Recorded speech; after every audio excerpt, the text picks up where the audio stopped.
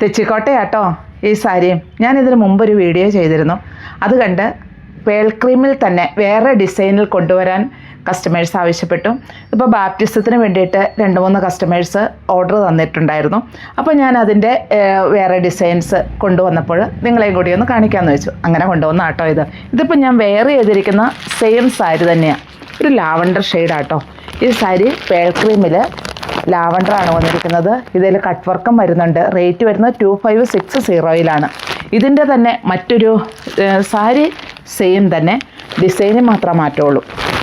ഇതുണ്ടോ, ഇങ്ങനെയാണ് ഇതിൻ്റെ ഡിസൈൻ വരുന്നത്.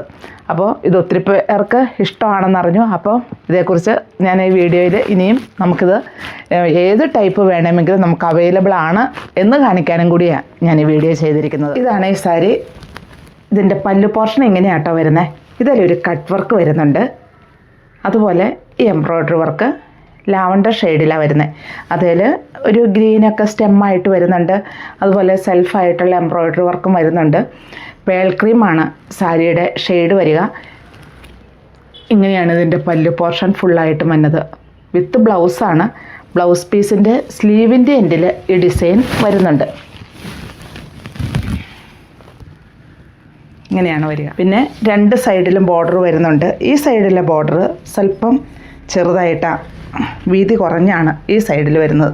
അത് നമ്മുടെ ഈ പ്ലേറ്റിൻ്റെ ഭാഗം വരെ അങ്ങ് വരുന്നേ ഉള്ളൂ. ലോവർ പോർഷനിൽ ഈ ഡിസൈൻ കംപ്ലീറ്റ് ആയിട്ടും വരുന്നുമുണ്ട്. പിന്നെ പ്ലേറ്റ്സിൻ്റെ ഭാഗം ആകുമ്പോഴേക്കും ഇങ്ങനെയും വരുന്നു. ഇത് പുൽക്കാരി തെച്ചിക്കോട്ടെ തന്നെ മറ്റൊരു ഡിസൈൻ. പേൾ ക്രീം തന്നെയാണ് സാരിയും. പക്ഷേ ഇതിൻ്റെ ഡിസൈൻ എന്ന് പറഞ്ഞാൽ ഇങ്ങനെയാട്ടോ. സൈഡ് സ്കാലപ്പ് ചെയ്തിരിക്കുന്നു, കട്ട് വർക്ക് ചെയ്തിരിക്കുന്നു. അതുപോലെ ചെറിയ ഫ്ലവേഴ്സ്, പീച്ച്, ഡാർക്ക് പീച്ച്, അങ്ങനെയാണ് ഇതിൻ്റെ ഫ്ലവേഴ്സ് വന്നിരിക്കുന്നത്. ഇപ്പോൾ നമുക്ക് കോൺട്രാസ്റ്റ് ആയിട്ടായാലും ഈ ഷെയ്ഡിലുള്ള ബ്ലൗസ് ആയാലും നമുക്ക് വെയർ ചെയ്യാൻ പറ്റും. ഇതിന് വിത്ത് ബ്ലൗസാണ്. ബ്ലൗസ് പീസിൻ്റെ സ്ലീവിൻ്റെ എൻഡിലും ഇതേ ഡിസൈൻ തന്നെയാണ് വരുന്നത്. ഇങ്ങനെയാണ് ബ്ലൗസിൻ്റെ സ്ലീവിൻ്റെ എൻഡിലുള്ള. ട്രാൻസ്പെറൻ്റ് ആണെന്ന് തോന്നുമെങ്കിലും ഇതിൽ ഫുള്ളായിട്ട് ഈ പുൽക്കാരി വർക്ക് വരുന്ന കാരണം ട്രാൻസ്പെറൻറ്റ് നമുക്ക് ബാധകമല്ല. പിന്നെ ഇത് വാഷബിളാണ്. നമുക്കിത് വെയർ ചെയ്യാൻ എളുപ്പമാണ്. വെയ്റ്റ്ലെസ് ആണ്. നമുക്കിത് വെയർ ചെയ്യാനും എളുപ്പമാട്ടോ. ഭംഗിയായിട്ട് നമുക്കിത് വെയർ ചെയ്യാനും പറ്റും. അങ്ങനെ പറന്ന് നിൽക്കുന്ന ടൈപ്പല്ല. പിന്നെ ഇങ്ങനെയാണ് ഇതിൻ്റെ പ്ലേറ്റ്സിൻ്റെ ഭാഗം ഫുള്ളായിട്ട് വരുന്നത്.